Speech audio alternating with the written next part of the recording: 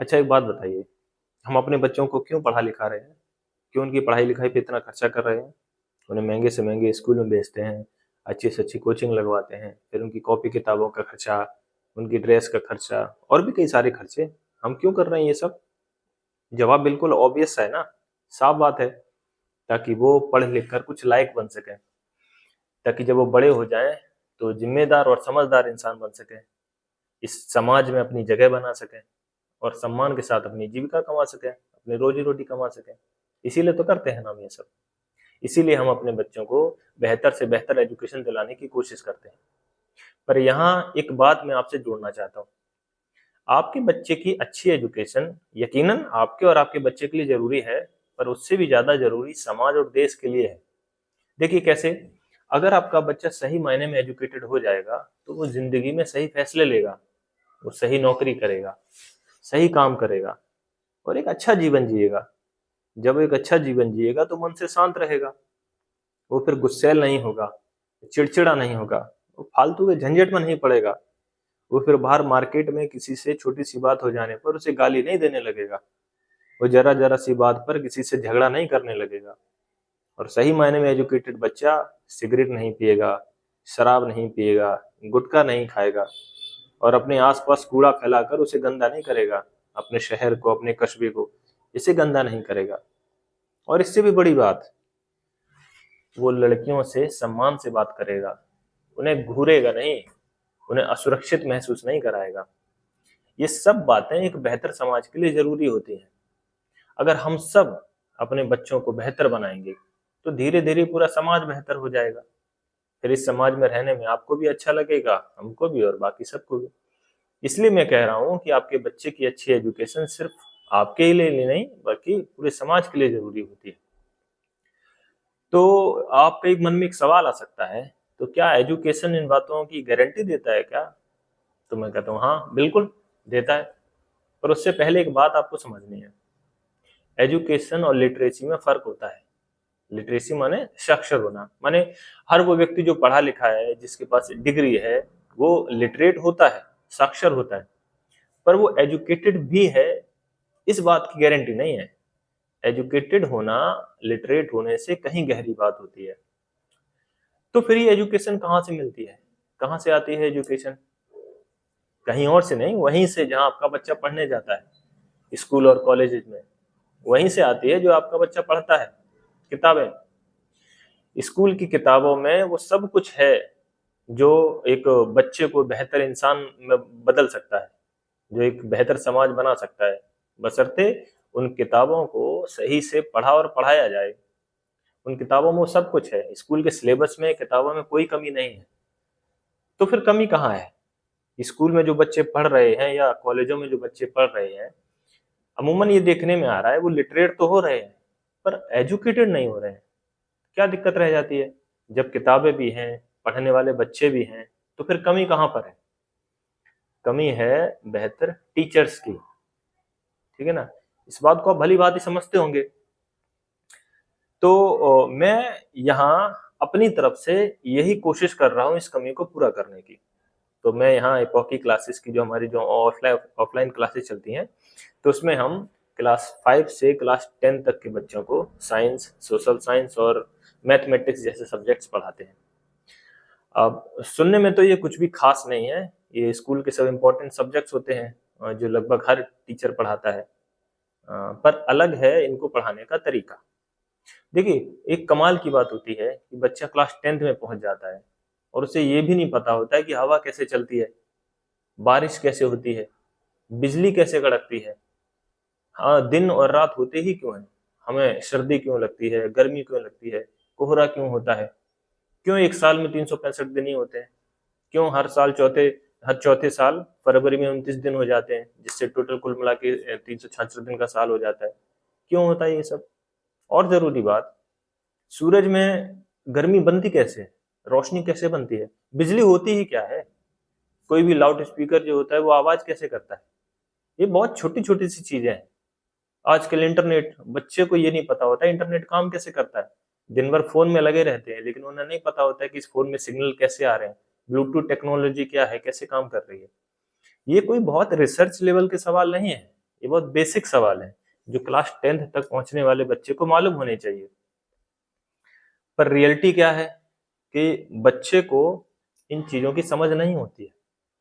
होता यह है कि हमारा जो सिस्टम है वो इस तरीके से चल रहा है कि बच्चा आंसर्स याद करता रहता है, उसे क्वेश्चंस दिए जाते हैं, वो उनके आंसर्स याद करता है और एग्जाम में लिख देता है। जब इस तरीके से पैटर्न चलता है तो इसमें जो कॉन्सेप्ट होता है वो बच्चों को समझ नहीं आता है। जब बच्चा बच्चा आंसर्स याद करके एग्जाम में लिखना होता है तो वो समझने पे ज्यादा जोर नहीं देता है। इस वजह से धीरे धीरे क्या होता है कि बच्चे के अंदर क्यूरियोसिटी डेवलप ही नहीं हो पाती है, उसकी जिज्ञासा ना तो बनती है, ना अगर किसी के अंदर होती भी है तो वो शांत नहीं होती है, क्योंकि इस तरीके का माहौल नहीं मिलता है। ये सब बातें आजकल की रियलिटी है। तो यहाँ पेरेंट्स को भी जरा ध्यान देना चाहिए, रुक के सोचना चाहिए, कि देखना चाहिए कि उनका बच्चा सच में कुछ सीख रहा है या बस मार्क्स ला रहा है, मार्क्स के पीछे है। यहाँ सबकी भूमिका है, पेरेंट्स की, टीचर्स की, सब लोगों की। तो मैं आपको धीरे धीरे जो सब्जेक्ट्स है ना उनके बारे में बताता हूँ कि जो 3 सब्जेक्ट्स हैं, साइंस, सोशल साइंस और मैथमेटिक्स, इन तीनों सब्जेक्ट्स को बच्चे को ठीक से क्यों पढ़ाया जाना चाहिए और बच्चे को इनको क्यों पढ़ना चाहिए। देखिए, तो सबसे पहले बात करते हैं साइंस की। साइंस क्या करता है, हमें इस दुनिया की समझ देता है, ये दुनिया कैसे काम करती है। ये दुनिया कुछ, ये जो नेचर है ना, ये कुछ बेसिक लॉज पे काम करती है, कुछ फंडामेंटल लॉज होते हैं। जैसे हम सब जानते हैं कि gravity is one of the fundamental laws, gravity से चीजें ऊपर से नीचे गिर रही होती हैं, पूरा ब्रह्मांड में ये चलता है। ऐसे ही बहुत सारे लॉज होते हैं। साइंस इन लॉज को हमें एक्सप्लोर करना सिखाता है, साइंस हमें ऑब्जर्वेशन करना सिखाता है ना। बच्चा साइंस में क्यों के जवाब सीखता है। अभी मैंने आपके सामने कुछ सवाल रखे ना, तो बच्चा इन सब सवालों के जवाब साइंस में ही सीखता है। साइंस हमें तर्क करना सिखाती है, एक रैशनल थिंकिंग देती है, अंधविश्वास से बचाती है, बच्चे के अंदर एक क्रिटिकल थिंकिंग डेवलप करती है। वो सोचना समझता है, वो जानना समझता है, पूछना समझता है। ये सब चीजें साइंस हमें सिखाती है। अगर बच्चा साइंस पढ़ेगा तो वो अंधविश्वासों से दूर रहेगा, वो जिंदगी में एक साइंटिफिक टेम्परामेंट के साथ अपने फैसले लेगा, है ना। और ऐसा नहीं है कि साइंटिफिक टेम्परामेंट बच्चे के अंदर है तो वो सिर्फ अगर डॉक्टर बनना है, इंजीनियर बनना है, उसी में काम आता है, ऐसा नहीं है। साइंटिफिक टेम्परामेंट बच्चे के हर फील्ड में काम आता है, जिंदगी के हर एरिया में ये काम आता है। और ये तो हमारे कॉन्स्टिट्यूशन के फंडामेंटल ड्यूटीज में भी कहा गया है कि हम नागरिकों को, हम इंडियंस को अपने अंदर साइंटिफिक टेम्परामेंट डेवलप करना चाहिए। ये इसीलिए कहा गया है क्योंकि हम समझते हैं साइंस किस तरीके से ह्यूमन पर्सनैलिटी को डेवलप करती है। तो इसलिए साइंस को सही तरीके से पढ़ा और पढ़ाया जाना बहुत जरूरी है। दूसरा सब्जेक्ट होता है सोशल साइंस। अब क्योंकि ये भी एक तरीके की साइंस ही है, तो मुझे लगता है ये सिर्फ पढ़ने का विषय नहीं है, ये एक सोचने का तरीका है।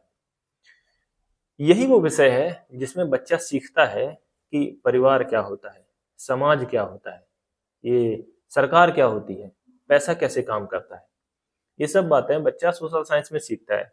इसी में बच्चा ये जानता है कि भाषा कैसे बन गई, कल्चर कैसे बन गया, सभ्यता कैसे बन गई, कैसे किसी एक कम्युनिटी का कल्चर, उसकी यूनिकनेस पूरी तरीके से खत्म कर दी गई, कैसे पावर को पाने के चक्कर में, कैसे दूसरों को कंट्रोल करने के चक्कर में बड़ी बड़ी लड़ाइयां लड़ी गई, कैसे किसी कम्युनिटी के ऊपर उसकी सभ्यता को, हजारों साल पुरानी सभ्यता को कैसे खत्म कर दिया गया, और आज भी ये चल रहा है। ये सारी बातें बच्चा सोशल साइंस में सीखता है। सोशल साइंस पढ़ने का कोई मतलब नहीं है अगर बच्चे को इन बातों की समझ ना हुई हो। अगली बात होती है मैथमेटिक्स की। तो वैसे mathematics is called the music of nature. इस नेचर में जितनी भी खूबसूरत चीजें हैं वो सब बैलेंस की वजह से है, और बैलेंस का मेजरमेंट हमें मैथ सिखाती है। मैथ्स एक और काम करती है, ये हमारे माइंड को शार्प करती है। जैसे फिजिकल एक्सरसाइज से बॉडी फिट बनती है, उसी तरीके से मेंटल एक्सरसाइज से माइंड शार्प बनता है। तो दरअसल मैथमेटिक्स का दूसरा नाम आप प्रैक्टिस समझ लो। The more you practise the more perfect you become. तो ये तो हो गए इन सब्जेक्ट्स के बारे में कुछ एक बातें कि इन सब्जेक्ट्स को ठीक से क्यों पढ़ा और पढ़ाया जाना चाहिए। इन सब के अलावा अब दूसरी चीज होती है कि इन सब्जेक्ट्स को पढ़ाने का तरीका। तो यहाँ क्लासेस में हम लोग जो पढ़ाते हैं वो इस बात पे जोर करते हैं कि बच्चे को सब्जेक्ट की समझ ज़्यादा होनी चाहिए। सब्जेक्ट की समझ अगर बच्चे के अंदर होगी तो बच्चा उस सब्जेक्ट से जुड़ा रहेगा। अगर बच्चा सिर्फ याद करके आंसर लिखता है तो बहुत लंबे समय तक चीज़ों को अपने दिमाग में नहीं रख पाएगा। दूसरी बात, पढ़ाने का मतलब ये है कि बच्चा सवाल पूछना शुरू करे, बच्चा सोचना शुरू करे। तो इसीलिए मैं यहाँ जो सब्जेक्ट्स पढ़ाता हूँ उसमें उदाहरणों के ज़रिए, कहानियों के ज़रिए थोड़ा समय लेकर बच्चे को धीरे-धीरे बारीकी से चीज़ों की गहराई तक पहुँचाता हूँ। उसे सब्जेक्ट की जड़ तक लेके जाने की कोशिश करता हूँ। मेरा ये मानना है कि बच्चा अगर किताबों के प्रति दिलचस्पी दिखाने लगेगा, वो सब्जेक्ट्स के प्रति एक इंटरेस्ट डेवलप करने लगेगा, तो फिर आगे का रास्ता बड़ा आसान हो जाता है। इसीलिए मैं बच्चों की किताबों में वो बातें जो उन्हें उनके समाज से रिलेटेड, उन्हें देश से रिलेटेड, उनके सरकार से संबंधित पता होनी चाहिए, तो उन बातों को बड़ा रुक के तसल्लीपूर्वक उन्हें अच्छे से बताने की कोशिश करता हूँ। इससे एक बच्चे के अंदर इंटरेस्ट आता है। मुझे लगता है वही सबसे बड़ी बात है। अच्छा, एक बात इसके बाद आती है कि बार-बार मैं सब्जेक्ट की समझ के बारे में बात कर रहा हूँ। तो एक बात आ सकती है कि अगर सब्जेक्ट की समझ के पीछे ही अगर पढ़ा रहे और एग्ज़ाम में नंबर ना आए तो? बिल्कुल, ये कंसर्न बिल्कुल जायज़ है। देखिए ऐसा है, मार्क्स की चिंता नहीं करनी है, नंबर आएँगे, लेकिन मार्क्स से कहीं ज़्यादा ऊपर की चीज़ होती है सब्जेक्ट की समझ। और मेरा ये मानना है कि जिस बच्चे के अंदर सब्जेक्ट की समझ हो, ऐसा हो ही नहीं सकता कि उसके नंबर अच्छे ना आए। नंबर ज़रूरी हैं, नंबर बहुत ज़रूरी होते हैं, क्योंकि हम एक कॉम्पिटिटिव वर्ल्ड में जी रहे हैं, हर जगह कॉम्पिटिशन है, नंबर से ही मेरिट तय हो रही है, नंबर ज़रूरी होते हैं। लेकिन वो नंबर आएँगे तभी और गारंटीड तभी आएँगे, जब बच्चे के अंदर एक बहुत अच्छी कॉन्सेप्चुअल बिल्डिंग बनी होगी, उसके हर एक सब्जेक्ट्स के रिलेटेड। तो इस बात की चिंता नहीं करनी है कि मार्क्स नहीं आएँगे, मार्क्स बिल्कुल आएँगे। अगली बात जो मैं आपसे कहना चाहता हूँ वो ये कि ज़्यादातर लोग कोचिंग को कमज़ोर बच्चों के लिए समझते हैं। यकीनन, बिल्कुल। लेकिन मुझे ऐसा लगता है कि कुछ बच्चे ऐसे होते हैं जिनके अंदर बहुत पोटेंशियल होता है, बहुत क्षमता होती है, उनके अंदर जिज्ञासा होती है। वो बहुत सवाल पूछते हैं, सोचते हैं, समझते हैं। बस उन्हें सही टाइम पे सही गाइडेंस की ज़रूरत होती है। अगर उन्हें वो गाइडेंस नहीं मिल पाता है, तो धीरे-धीरे वो बच्चे भी जब बड़े हो जाते हैं, तो बस एक भीड़ का हिस्सा हो जाते हैं, एक औसत बनकर रह जाते हैं। ऐसे बच्चों के लिए सबसे ज़्यादा बुरा लगता है, क्योंकि ऐसे बच्चे अगर सही तरीके से ट्रेंड किए जाते, तो वो सोसाइटी में बहुत कुछ कंट्रीब्यूट कर सकते थे। अच्छा, एक बात बड़ी इंटरेस्टिंग लगती है, कुछ पेरेंट्स हमारे पास आते हैं, तो वो कहते हैं कि सर हमारे बच्चे को आप चाहे खूब मारो-पीटो, मैं आपसे शिकायत नहीं करूँगा, बस इसे पढ़ाओ, किसी तरीके से इसे पढ़ा दो। तो जब मैं उनसे कहता हूँ कि नहीं हमारे यहाँ बच्चों को मार-पीट के नहीं पढ़ाया जाता है, तो कई तो ऐसे होते हैं जो अपने बच्चों को शायद भेजते ही नहीं हैं, सिर्फ़ इस वजह से कि वहाँ तो पढ़ाई नहीं वो पिटाई नहीं होती तो बच्चा सीखेगा कैसे? मतलब उनका ये इतना पक्का मानना है कि बिना पिटाई के बच्चा कुछ सीख ही नहीं सकता। हो सकता है कुछ मामले में कुछ तरीके से उनकी बात भी सही हो, पर मुझे नहीं लगता ऐसा कि 10 में से 1-2 बच्चे ऐसे हो सकते हैं, जिन्हें पढ़ाई करने के लिए पिटाई की ज़रूरत होती हो।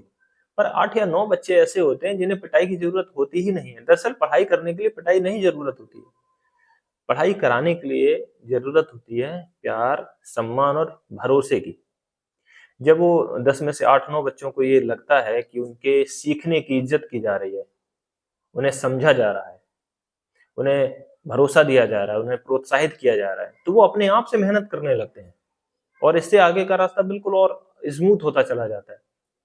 और अगर इसी तरीके से चीज़ों को सिखाया जाए, समझाया जाए तो देर-सबेर वो जो 10 में से 1-2 बच्चे भी हैं ना, जो पिटाई से सीखने वाले थे, अगर उनके साथ भी इन प्यार और सम्मान और भरोसे का टेक्निक अपनाया जाए, तो मुझे लगता है देर-सवेर वो भी कुछ ना कुछ ढंग का सीख ही लेते हैं।